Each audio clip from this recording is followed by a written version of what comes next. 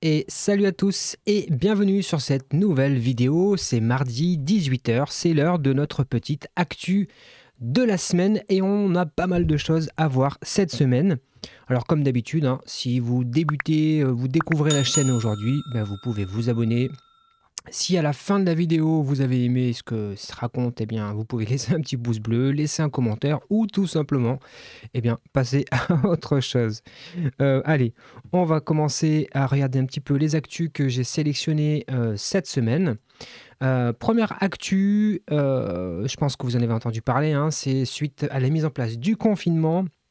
Et à l'école à la maison, il y a eu un bug sur les plateformes pédagogiques et notre ministre a accusé à la fois une attaque de pirates venus de l'étranger et l'hébergeur OVH d'être en cause être la cause de ces problèmes-là.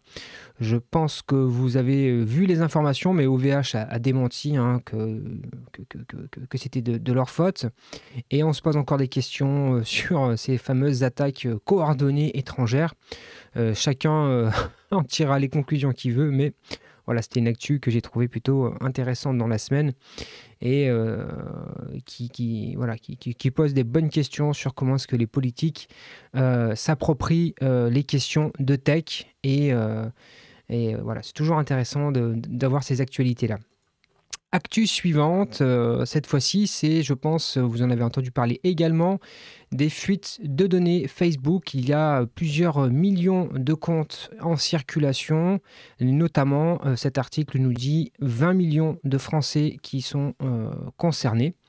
Et donc, cet article-là de numerama.com nous explique un petit peu ce qui s'est passé et comment est-ce que vous pouvez vérifier avec votre numéro de téléphone, si c'est votre identifiant sur Facebook, si votre numéro de téléphone fait partie des comptes qui ont été qui sont concernés par la fuite. Donc, premier article intéressant sur le sujet et il y a d'ailleurs aussi un article intéressant sur le site de la CNIL, notamment pareil, ils évoquent ce problème de fuite de données chez Facebook.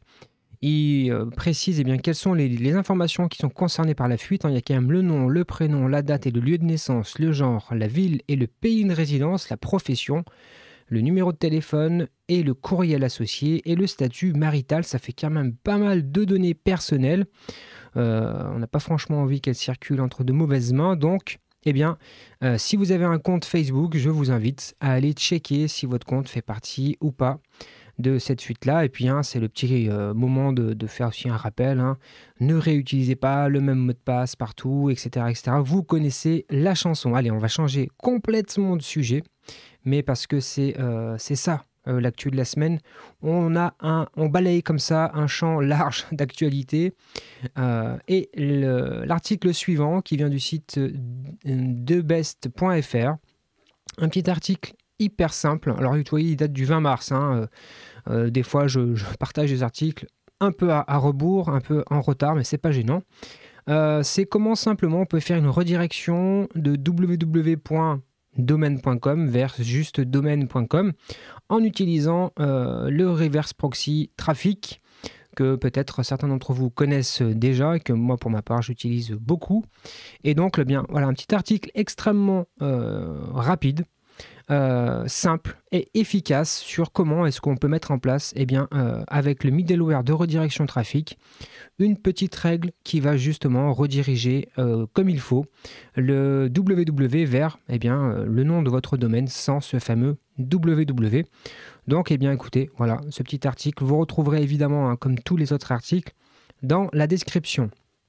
Donc très pratique si vous utilisez Trafic.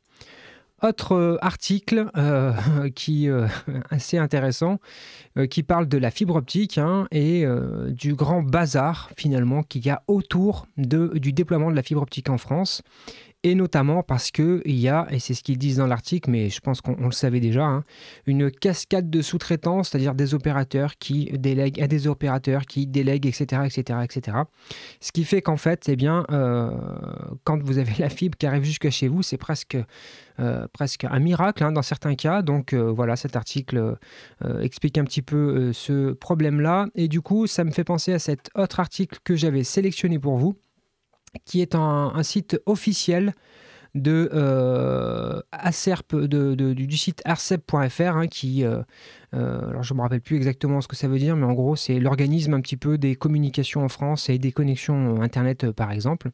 Et donc, ils ont sorti ce site qui s'appelle maconnexioninternet.acerp.fr et qui recense, vous voyez, adresse par adresse. Alors là, je vais zoomer n'importe où au hasard, hein.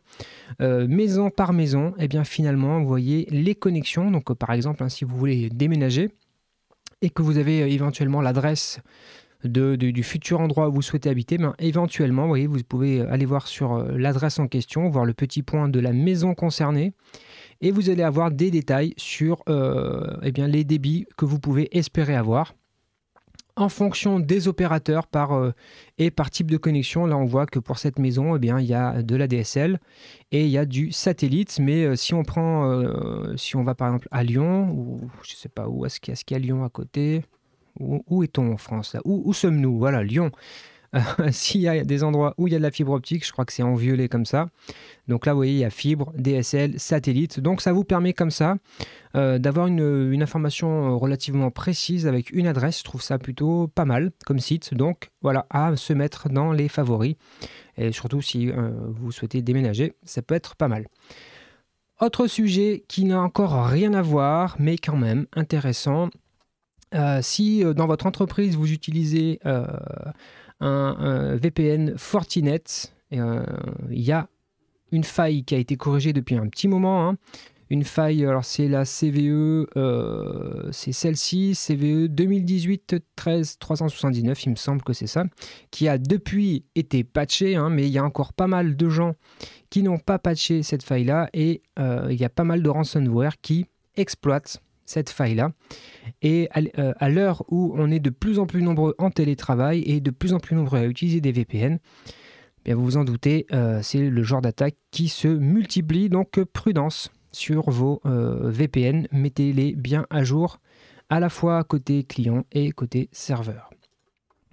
Autre article qui n'a rien à voir mais que j'ai trouvé super intéressant sur opensource.com. Si vous vous êtes toujours demandé comment et à quoi sert la commande git stash, eh bien, allez lire cet article. Cet article va vous éclairer sur comment est-ce qu'on peut utiliser git stash, à quel moment il faut l'utiliser, à quel moment il ne faut pas l'utiliser. Bref, vous allez avoir plein d'exemples de commandes, plein d'exemples pour utiliser git stash, voir comment vous pouvez pratiquement l'utiliser au quotidien. Donc vraiment, vous voyez, l'article il est très complet. Je vous mets évidemment les liens dans la description, mais voilà, j'ai trouvé que c'était intéressant de vous le partager. Allez, il nous reste à peu près 2 minutes, parce que voilà, l'idée de ces vidéos, c'est qu'elles durent 10 minutes. Donc, il me reste à peu près 2 articles à vous partager qui parlent à peu près des mêmes choses. Enfin, pas exactement, mais vous allez voir.